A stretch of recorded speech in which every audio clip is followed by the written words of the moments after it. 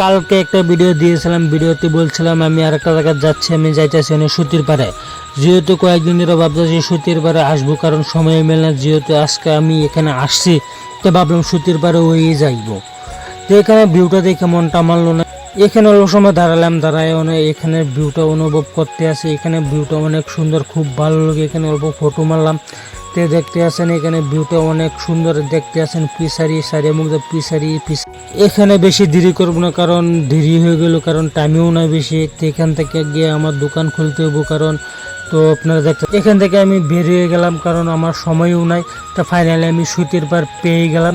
তো আপনারা দেখতেন সুতির পাড়ের ভিউটা। এখানে আওয়াটাই বেকার হয়ে গেল, কারণ দেখতে আসেন বাসটা কিভাবে ব্যারিকেড দিয়েছে। তো কারণ এদিকে যাবে দিয়ে না, কারণ এটা হলো পরস্টর এরিয়া। এখানে আওয়াটাই বেকার হয়ে গেল, আপনাদেরকে কোনো দেখাতে পারলাম না। আপনারা মনে দিনে কোনো রাখবেন না। তো যাতে বাড়িতে। তো ভিডিওটি ভালো লাগে লাইক কমেন্ট শেয়ার করবেন। তো বাই বাই গাইস।